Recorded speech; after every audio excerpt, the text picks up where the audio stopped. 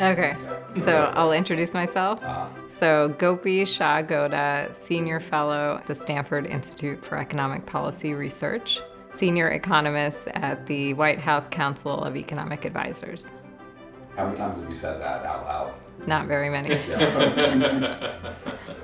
Since I completed my PhD at Stanford in the economics department, I've been conducting research on topics related to the economics of aging, both on retirement policies and healthcare policies.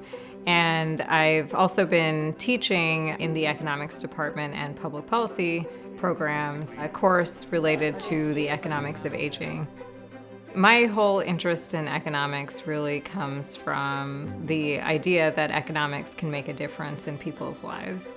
And up until now, I've spent my whole career researching topics that are of policy importance, but I haven't seen the other side of the equation. In academia, as a researcher, we often think about policies at a very high level and analyze them without knowing all of the particular details about how they are implemented. And sometimes that leads to blind spots where we may not completely understand what the mechanism is for the effects that we uncover from our research. So by not seeing the implementation and the way that that research is used, it can hamper our ability to sort of better inform policy decisions.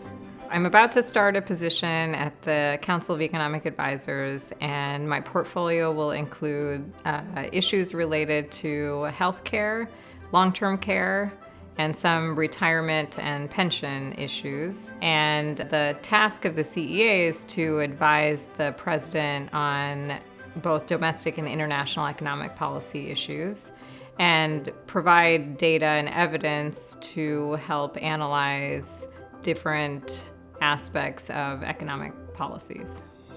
SIEPR's role is to facilitate the use of academic research in policymaking. And I think that this role is very in line with SIEPR's mission because it allows me a front row seat to how that's actually happening.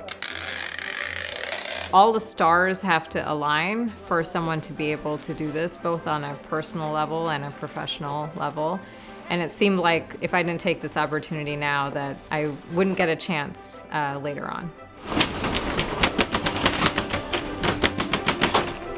All right, so we put things in the pod. One of the challenges in doing something like this is just moving across the country.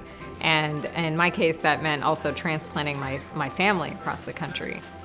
I knew that it would be a very intense experience, and I wanted to make sure I was considering all aspects of it, including the work-family balance. For our kids, luckily they are the age at which that is probably a little bit easier than if they were a bit older. So they're going to be in first grade and fourth grade in the coming academic year.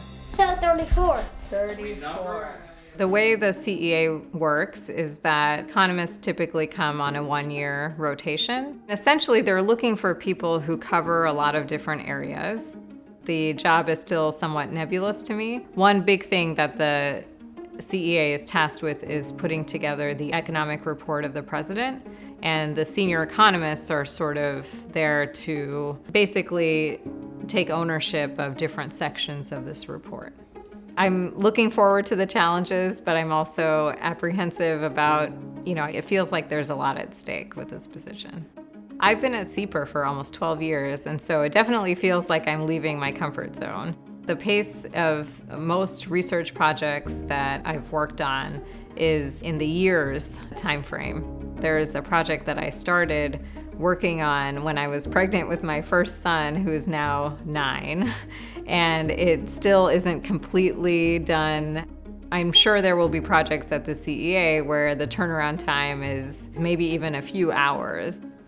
I'm definitely a planner. Like, I think about things and try to do as much as I can to plan for them in advance. And in some ways, moving across the country is just something you can't completely plan for.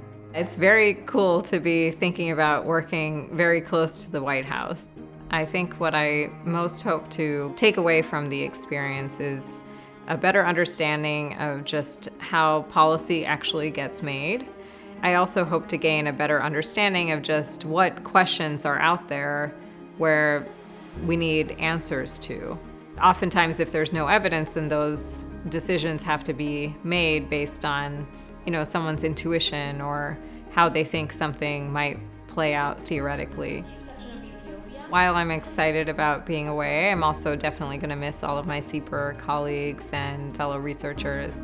I'm looking forward to checking in with you periodically and telling you more about the journey.